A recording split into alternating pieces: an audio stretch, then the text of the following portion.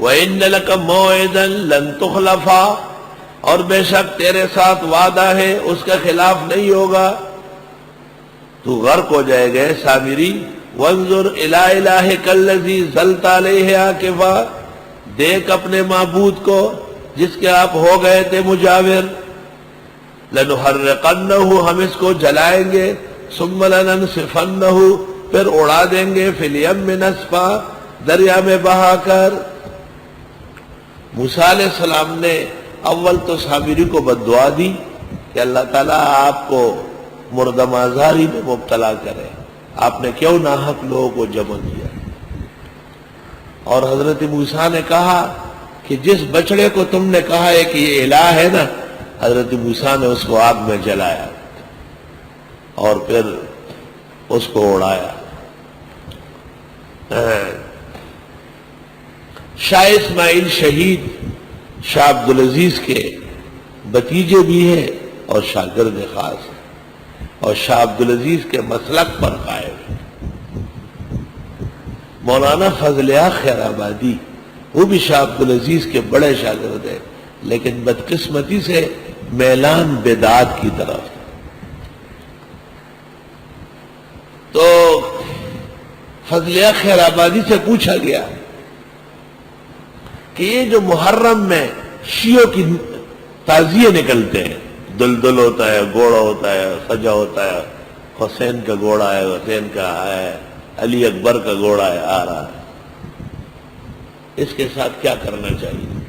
مولانا فضل حق خیر آبادی نے کہا احترام کرنا چاہیے، کیونکہ نسبت حسین کے ساتھ دیکھا جائے۔ مومن خان مومن اسی نے پوچھا ہے، مومن خان مومن واپس آیا، شاہ اسماعیل سے کہا شیعوں کے تعزیے کے ساتھ کیا کرنا چاہیے؟ کہا مٹی کا تیل ڈال کے جلا دینا چاہیے۔ عجیب بات ہے، آپ اور فضل حق دونوں شاہ عبدالعزیز کے شاگرد ہیں۔ شاہ صاحب نے کہا میں نے اپنے تایا جان سے قرآن و سنت پڑھی ہے اور قرآن و سنت کا جواب دیتا ہوں۔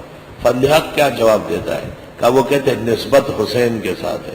تو شاہ اسماعیل نے کہا کہ وہ بچڑا جو سامری نے بنایا اور حضرت موسیٰ نے اسرائیلیوں کے سامنے آگ لگا کر جلایا، اس کی نسبت کس کے ساتھ تھی؟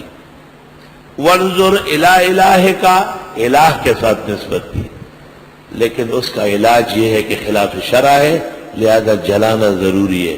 تو حسین کی نسبت رو رہا ہے، ادھر تو رب العزت کے ساتھ نسبت پیدا کی، مگر جھوٹی نسبت جلانے کی قابل ہے، جس طرح حسین کے ساتھ تعزیے کی کوئی نسبت نہیں۔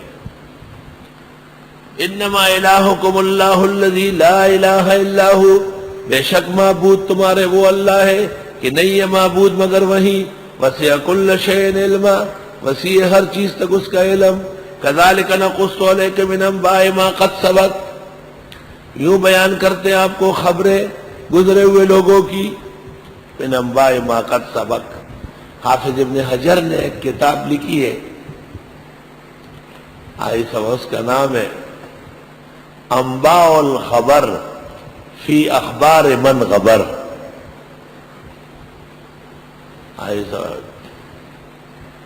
انباء الخبر فی اخبار من غبر، بڑی اچھی کتاب ہے رجال میں۔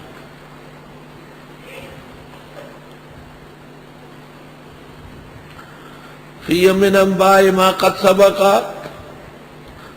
ہر انسان نے کوشش کی ہے۔ ذہبی نے ایک کتاب لکھی ہے 40 جلدوں میں، اس کا نام ہے سیر اعلام النبلاء، بڑے علماء کے حالات۔ ابن الجوزی نے ایک خلاصہ لکھا ہے، اس کا نام ہے صفت الصفوہ، پاک لوگوں کا نچوڑ۔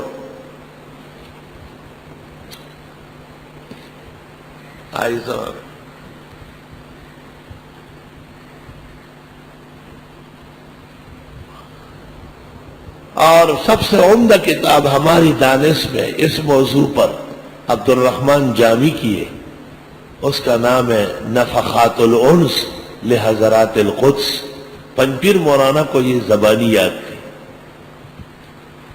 نفحات الانس لحضرات القدس، پاک لوگوں کے پاک حالات.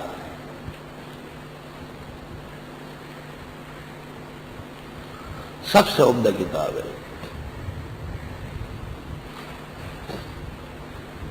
كذلك نقص عليك من انباء ما قد سبق. اس عاجز نے ایک کتاب شروع کی ہے سرحد کے علماء کے حالات پر.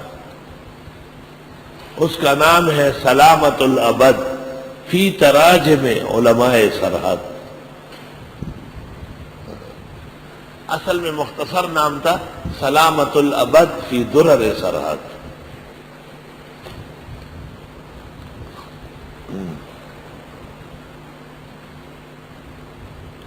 اللہ.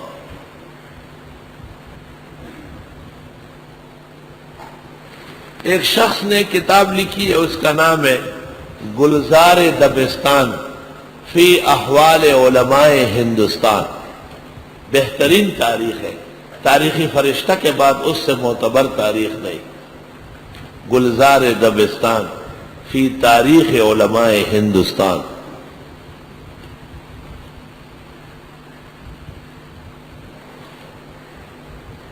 اللہ.